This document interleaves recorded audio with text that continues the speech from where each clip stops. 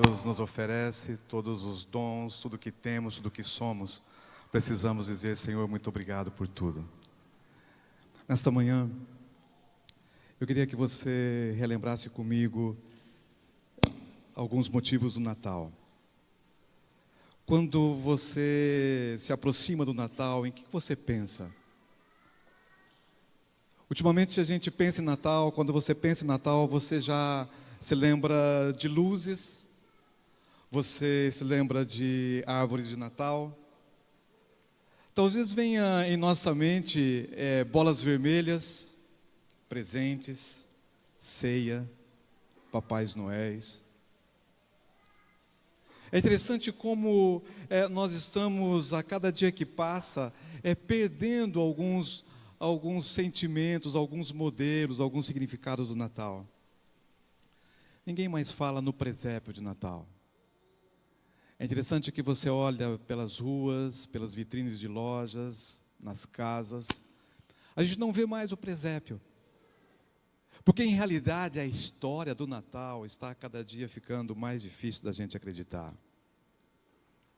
Está cada vez mais difícil falarmos sobre a história do Natal. Onde se iniciou, como, por quê. Por isso, nesta manhã, eu queria ainda utilizar um dos símbolos do Natal da pós-modernidade que mais hoje se assemelha ao Natal do primeiro século, que é o Natal Luz, a luz do Natal. Eu busquei na história para ver aonde esse significado foi dado intensamente. Eu comecei a descobrir que nas pinturas do renascentismo, da era medieval, nesse tempo, 14º século, meados do 14º século, final do 16º século, os artistas, ao estarem retratando o Natal, andei uns 5 quilômetros para poder achar um posto de gasolina, fui no orelhão, liguei a cobrar para o meu cunhado é bom para essas coisas, né? E eu liguei para ele e disse: Rude, por favor, eu estou aqui em tal lugar, você vem me buscar. Ele começou a rir, pegou o seu Corcel 2, aqueles que têm a minha época de vida e sabem do que eu estou falando, pegou um Corcel 2 e veio até Apucarana. E foi incrível, porque nós não conseguimos resolver as questões dos faróis, e aí ele foi à frente com o Corcel, e eu vinha com o Fiat por atrás, e ele iluminando a frente, eu apavorado atrás, porque mesmo assim, em muitos momentos, eu não tinha uma referência, as pessoas buzinavam, porque aquele carro escuro andando na estrada, vejam o problema, o perigo que a gente correu ali. A escuridão traz caos, a escuridão nos traz problemas, ela nos traz desordem. Por isso eu quero convidá-lo nesta manhã para que você veja comigo uma grande profecia, uma profecia de Natal no Velho Testamento. Nesta manhã eu quero convidar você a pensar no Natal, não no Novo Testamento, mas olhar para o Natal na perspectiva do Velho Testamento. Em Isaías, no capítulo 9, verso 1, o texto diz assim: Contudo não haverá mais escuridão para os que estavam aflitos. No passado ele humilhou a terra de Zebulon e de Naphtali, mas no futuro honrará a Galileia dos gentios, o caminho do mar junto ao Jordão. Vejam que texto lindo. Esse texto era naquele momento para o povo de Israel que estava com grandes dificuldades.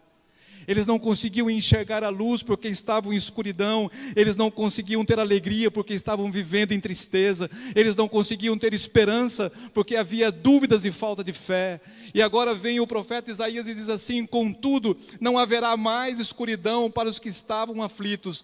No passado, ele humilhou a terra de Zebulon e de Naphtali, mas no futuro honrará a Galileia dos gentios, a caminho do mar junto ao Jordão. Vocês não ficarão mais na escuridão, porque a escuridão é a ausência de Deus, e a ausência de Deus nos traz desordem e caos. Vocês viverão em meio à luz, porque a luz significa a presença de Deus, e a presença de Deus traz para vocês ordem e orientação. Não esqueça, por favor, desse conceito nesta manhã. E agora, vem a profecia de Natal. E em Isaías 9:1 diz: contudo não haverá mais escuridão para os que estavam aflitos. Queridos, por que escolhi esse tema nesta manhã? Porque a palavra de Deus diz assim, que a escuridão, a ausência de Deus, nos leva ao caos e à desordem. E o caos e a desordem nos levam às aflições. Eu olho para 2018 que está se findando. Olho para trás. Vejo grandes momentos de grande alegria, mas eu também vejo momentos em que geraram aflições e tristeza. E é incrível, porque através de nossas decisões, através de nossas escolhas, muitos de nós fomos levados a aflições, a desordem. Eu vi muitas famílias, esposas, abandonando os esposos por causa da escuridão que as levaram à aflição.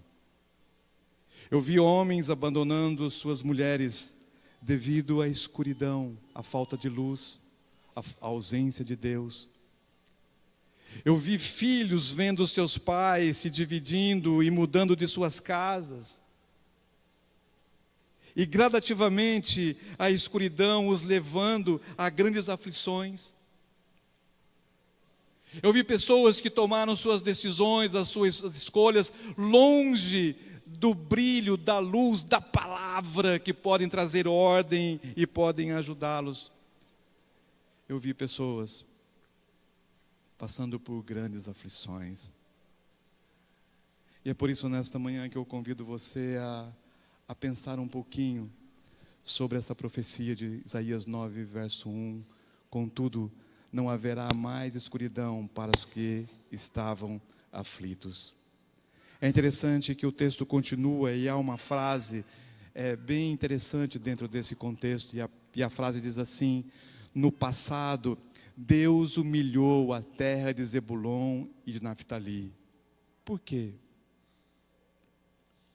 O que aconteceu para que Deus permitisse a humilhação de Zebulon, uma das tribos de Israel, e também de Naftali, outra tribo de Israel? O que aconteceu na história para que eles fossem humilhados? Eu queria rapidamente nesta manhã voltar a você nesse texto e voltar à história bíblica. E a gente pode acompanhar um pouquinho através de um pedacinho do mapa da divisão das tribos de Israel, quando eles chegaram em Canaã. E se você olhar ali no mapa, bem acima, ali naquela região que está em roxinho, em azul escuro, você vai perceber ali a tribo de Naftali. Um pouquinho mais abaixo, ao lado do mar da Galileia, você vê ali a tribo de Zebulon. Essas duas tribos ficavam bem ao norte do mapa ali da região de Canaã, já agora a Galileia. E é interessante que no 8º século, a Assíria invade Israel.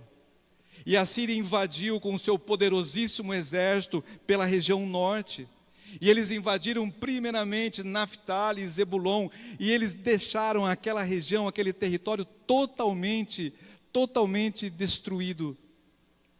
Havia corpos de soldados e da população de Israel pelo chão. As casas foram saqueadas e queimadas. As mulheres foram estupradas. Os filhos foram mortos. Os animais devastados. Ficou um rastro de destruição através da invasão do exército assírio no 8º século antes de Cristo. E é por isso que o texto diz: no passado, Deus permitiu que Zebulon e Naftali fossem humilhados. Por quê? Qual foi o problema que aconteceu dessas tribos em relação ao senhorio de Deus? E a palavra diz assim aqui, nos versos 19 em diante do capítulo 8, a gente volta um pouquinho de Isaías 9, verso 1. E o texto diz assim: quando disserem a vocês, procurem um médio ou alguém que consulte os espíritos e murmure encantamentos, pois todos recorrem a seus deuses e aos mortos em favor dos vivos. E a pergunta que eu coloquei ali para a gente pensar nesta manhã: quais são nossas fontes de influência? O que eles fizeram? Eles estavam vivendo num caos e desordem, porque havia escuridão, diz o texto que a gente acabou de ler recentemente. E na escuridão, na ausência de Deus e nesse caos que estava acontecendo nessas tribos, eles procuraram conselhos. E aonde foram as tribos de Zebulon e Naftali buscarem seus conselhos? Aonde eles foram buscar? Nos povos pagãos. E os povos pagãos disseram o seguinte: vocês querem saber o futuro? Vocês querem saber a profecia do Natal? Busquem nos adivinhos, busquem nos médiuns, para que vocês possam ali receber a profecia de Natal, para que vocês possam receber a promessa de libertação, que vocês possam saber o que vai acontecer, que vocês possam sair desse momento de escuridão e possam encontrar a luz. É interessante, queridos, que Deus, através do profeta Isaías, ao estar retratando esse texto, diz para você o seguinte: o que eu quero dizer para você é como é que está a sua religiosidade. Há uma diferença entre religião e religiosidade. Qual é a diferença entre religião e religiosidade? Religião é um segmento que você escolhe para você conhecer a Deus. Religiosidade são os conceitos que levam você a ter valores e éticos em relação à vontade de Deus. É a sua atitude com aquilo que você conhece. São as suas ações e os seus valores de acordo com a religião que você professa e conhece a Deus. E ele está falando aqui sobre religiosidade. Quando você precisa de conselhos, quem você busca para te aconselhar? Quando você precisa tomar uma decisão, e essa decisão é grandiosa, a quem você procura? É interessante, queridos jovens, que você na universidade hoje, você é minoria. E se você for ali fazer uma pesquisa, você vai perceber que a maioria dos seus amigos são cristãos ou não? A maioria não são mais. E às vezes os nossos amigos dentro da universidade, eles têm uma percepção de uma vida não voltadas aos princípios que você e eu temos, que são voltados aos princípios bíblicos.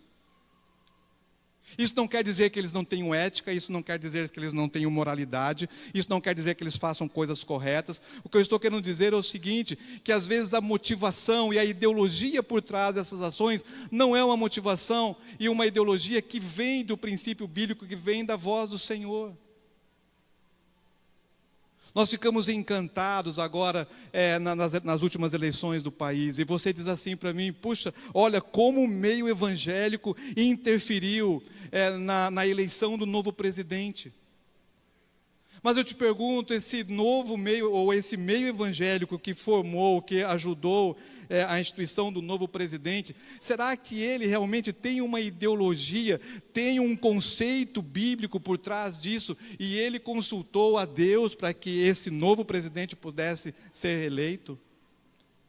É incrível que você olha nesse contexto evangélico e você vê milhões de pessoas indo ao domingo aos cultos. Mas você vê mesmo essas bancadas que se dizem hoje, os políticos das bancadas que se dizem evangélicos, qual é a vida desses homens e mulheres de segunda a sábado?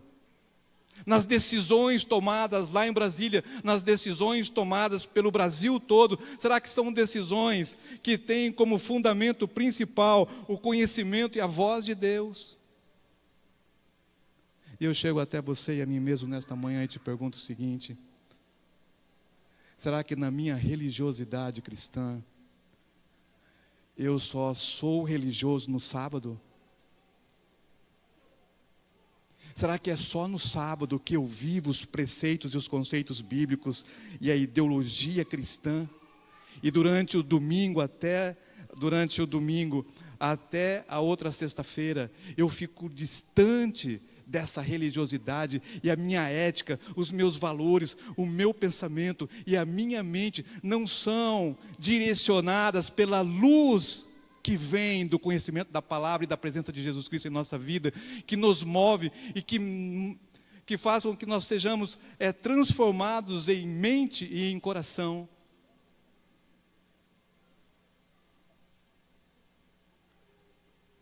Quem você busca conselhos para que você possa tomar as suas decisões? Eu tenho buscado muitas vezes esses conselhos nos meus amigos de trabalho. São pessoas de confiança, eu trabalho com eles há 10, 15, 20 anos. Mas eu te pergunto, os amigos meus da empresa, eles estão conectados com a palavra? A religiosidade deles, o envolvimento deles, a conexão da praticidade do evangelho que eles vivem, tem os fundamentos aqui. Se eu estou numa academia, e durante a semana, aquela pessoa que faz esteira do meu lado, ou a bicicleta, ou levanta o peso junto comigo, são pessoas que vão gradativamente sendo amigas, e a gente vai conversando, a gente vai trocando ideias. Essas pessoas, elas têm a mesma conexão, a mesma religiosidade, elas buscam tomar decisões no apoio da palavra do Senhor, como eu busco. Foi feita uma pesquisa meses atrás, eu achei isso incrível, porque nessa pesquisa diz assim que muitas mulheres se divorciaram esse ano, sabe por quê? Influenciadas pelo bate-papo na porta de um colégio. Porque enquanto todas esperam os filhos chegarem, muitas delas vão trocando ideias, vão trocando experiências, vão trocando as suas ideologias com bases de diferentes conexões e ligações. É interessante que para as decisões da tribo de Naftali e de Zebulon, eles buscaram essas conexões, eles buscaram os conselhos nos deuses pagãos. E você pode me perguntar nesta manhã, pastor, mas hoje nós não temos mais deuses pagãos. Mas nós temos, queridos, ideologias pagãs. O que diz o humanismo para você? Ele diz o seguinte: seja autônomo, faça, vença. Você tem capacidade de reagir, você tem capacidade de alcançar suas metas, você não precisa buscar uma conexão com ninguém, você não precisa de uma outra luz, você é a luz. Eu posso dizer um outro Deus, Mamon, e o dinheiro diz para você o seguinte: corra atrás de mim, me busque, porque o momento que você me tiver, todas as soluções de sua vida já serão resolvidas. Às vezes a gente começa falando da igreja de Éfeso, a gente vai lá buscar a deusa de Éfeso, Afrodite, e a gente fala mal dos gregos, porque Afrodite imperava dentro até dos ritualismos religiosos, e Afrodite é a deusa do sexo. E eu te pergunto, qual um dos deuses hoje que mais estão fazendo com que as famílias sejam rompidas e que hajam crises e desordem e escuridão? O sexo e a sua sensualidade. Um sexo voltado não para os conceitos morais e éticos da palavra do Senhor, mas voltados pelos conceitos e éticos de Hollywood e assim por diante. Quais são as suas fontes de influência em suas decisões e escolhas? O salmista diz no Salmos 1, verso 1 e 2, como é feliz aquele que não segue o conselho dos ímpios, não imita a conduta dos pecadores, nem se assenta na roda dos zombadores. Ao contrário, sua satisfação está na lei do Senhor, e nessa lei medita dia e noite. Romanos 12, 2 diz: não se amoldem ao padrão deste mundo, mas transformem-se pela renovação da sua mente, para que sejam capazes de experimentar e comprovar a boa, agradável e perfeita vontade de Deus. Aonde estamos amoldando, aonde estamos formando a nossa mente, o nosso caráter, aonde estamos trazendo como base de fé, de cristianismo e de orientação para as nossas decisões e as nossas escolhas. A opção que o profeta Isaías dá é essa daqui no verso 20 do capítulo 8, você conhece muito bem. A lei e aos testemunhos. Se eles não falarem conforme esta palavra, vocês jamais verão a luz. Queridos, aonde há escuridão, a ausência de Deus. E aonde há ausência de Deus, há caos e desordem. Somente através da luz existe ordem e orientação. Somente através da luz eu consigo ter a presença de Deus na minha vida.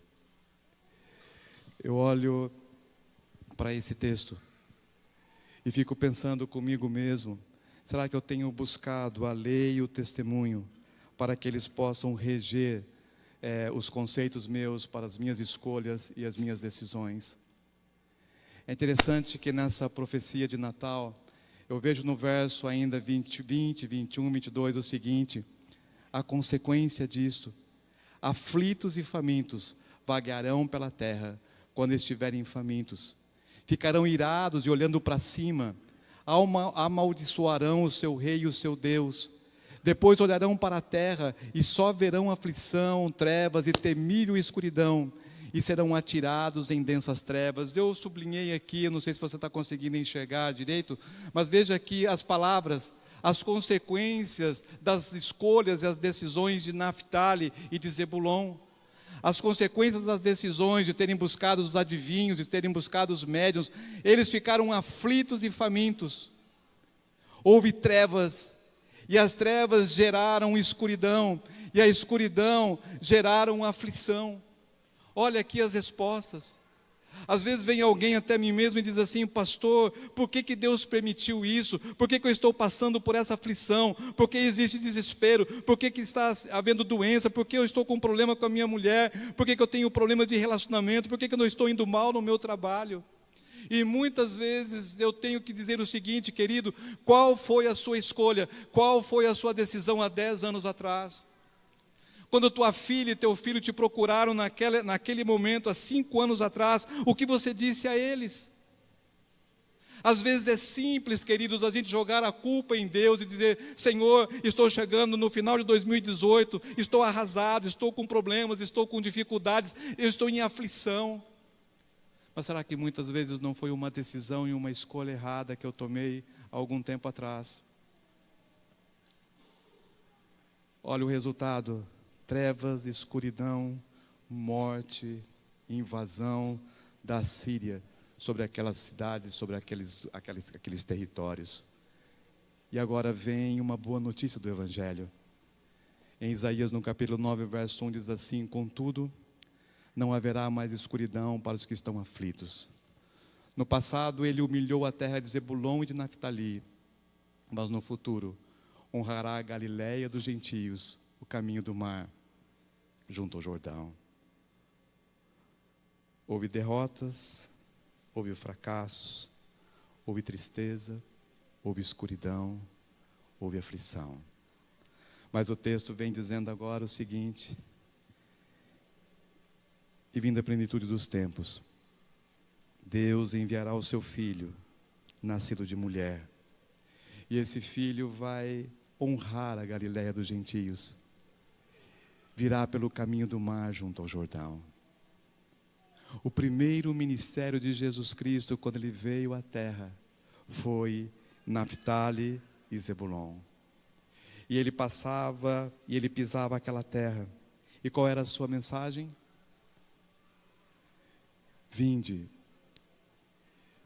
para o reino de Deus. Arrependei-vos. Entreguem o seu coração para esse reino de luz, esse reino de glória. E através dessas terras, Cristo irá curando, perdoando e libertando pessoas. A luz sobre aquelas terras escurecidas pela distância com Deus. E a palavra diz assim no verso 2: o povo que caminhava em trevas viu uma grande luz. E sobre os que viviam na terra da sombra da morte raiou uma luz. Se você nesta manhã está pensando sobre o Natal, por favor, olhe, pense, que o Natal vem para que você relembre esse momento de luz pelo qual Jesus Cristo desceu à terra, para inundar sua vida e para inundar a minha vida. E o texto vai dizendo o seguinte: fizeste crescer a nação e aumentaste a sua alegria. Eles se alegram diante de ti como os que se regozijam na colheita, como os que exultam quando dividem os bens na batalha. E ele veio para trazer aonde havia tristeza, alegria, e aonde havia fome, a alegria da colheita e dos bens.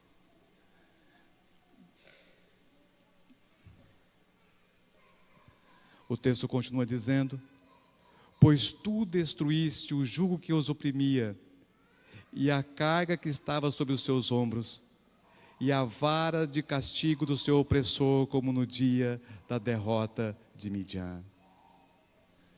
Eu quero ficar simplesmente com essa palavra jugo.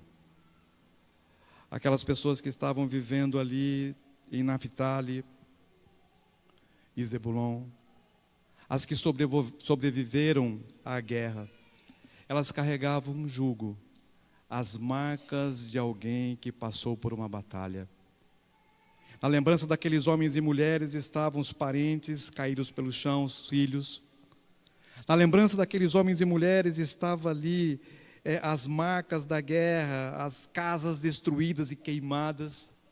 E agora viria a luz para invadir cada canto daqueles corações escuros pela guerra e marcados pela guerra, para dizer o seguinte: eu sou a liberdade, eu sou a luz do mundo. E o texto diz assim: pois toda a bota de guerreiro usada em combate, toda a veste revolvida em sangue serão queimadas como a lenha no fogo. O que o texto queria dizer? Queridos, Isaías queria dizer o seguinte para aquele povo: todos os restos e as marcas dos erros e dos fracassos de vocês, Deus vai fazer uma grande fogueira e vai queimar tudo. Talvez eu esteja falando nesta manhã para alguém que chegou aqui com as suas marcas das suas batalhas em 2018. Talvez você chegou aqui com o peso, com o jugo, com o sentimento de culpa. Mas eu quero dizer para você que essa profecia, ela transcende os séculos e chega a mim mesmo e a você nesta manhã. Porque o profeta Isaías vem dizendo o seguinte: Deus pode pegar as suas marcas das batalhas, fazer uma grande fogueira e queimar os meus erros, as minhas falhas, as minhas culpas, os meus pecados. Deus pode fazer isso. Miqueias no capítulo 5 diz assim, que Deus pega os meus erros, meus pecados, meus fracassos, joga onde? No fundo do mar. Mesmo o profeta Isaías no capítulo 43, ele diz assim, que Deus esquece os nossos erros quando nós pedimos perdão a Ele. E a palavra de Deus diz assim, que Deus pode queimar como lenha no fogo os nossos fracassos, os nossos erros, nosso passado. Ele nos oferece perdão e cura. Como isso pode acontecer? Com essa profecia linda e maravilhosa de Isaías 9, verso 6. Porque um menino nos nasceu, um filho nos foi dado, e o governo está sobre os seus ombros, E ele será chamado Maravilhoso Conselheiro, Deus Poderoso, Pai Eterno, Príncipe da Paz. Eu quero terminar a mensagem desta manhã revendo com você um pequeno clipe de 1 minuto e 50. E esse clipe fala sobre esse Jesus Cristo, que Deus enviou para nós, esse maravilhoso conselheiro, o Príncipe da Paz, o Pai da Eternidade.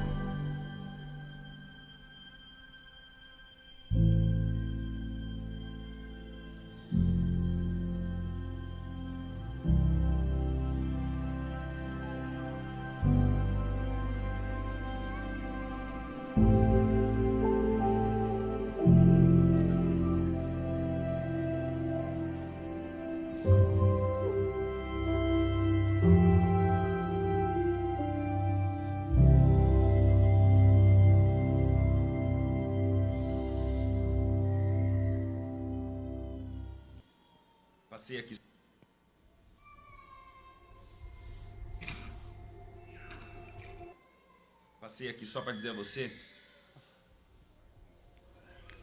Eu não sei de onde veio o clipe do pastor Odailson, mas deve ter vindo aí de uma outra gravação. Mas eu quero terminar essa manhã. Pode terminar aí, por favor. Acho que é uma propaganda, acho que veio junto aí. O que eu queria falar para você é o seguinte. Em Isaías, no capítulo 9, verso 6, a Bíblia diz assim que esse menino seria o maravilhoso conselheiro, Pai da eternidade, Príncipe da paz. É interessante que Isaías não colocou o maravilhoso Criador dos céus e da terra, para que você obedecesse esse Criador. Ele disse o maravilhoso conselheiro. Ele disse Pai da eternidade, dizendo para você que como filho pródigo, às vezes eu me afasto, eu me distancio de Deus. Às vezes faço como filho pródigo, eu corto meu pai do grupo do WhatsApp porque eu não quero que ele saiba nada da minha vida. Eu tiro meu pai do Facebook porque não quero que ele acompanhe as minhas viagens e aquilo que eu faço. Eu mudo até o celular, o número dele, para que ele não possa conversar comigo. Mas como aquele filho, eu volto.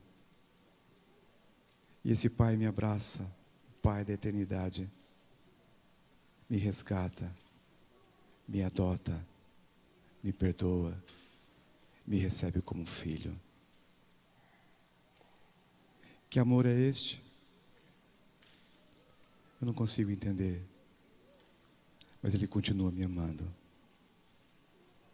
O meu desejo é que neste Natal, você e eu possamos refletir nessa luz, e que essa luz, a presença de Jesus Cristo na minha vida, ilumine a noite de Natal na minha casa e no meu coração. Amém. Colocai-vos em pé, vamos orar.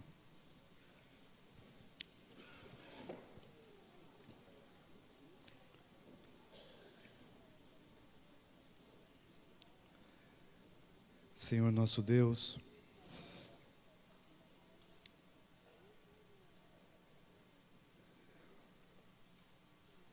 nesta manhã, a nossa reflexão foi sobre o que aconteceu em nossa vida em 2018. Em alguns momentos, estivemos em escuridão, estivemos longe do Senhor.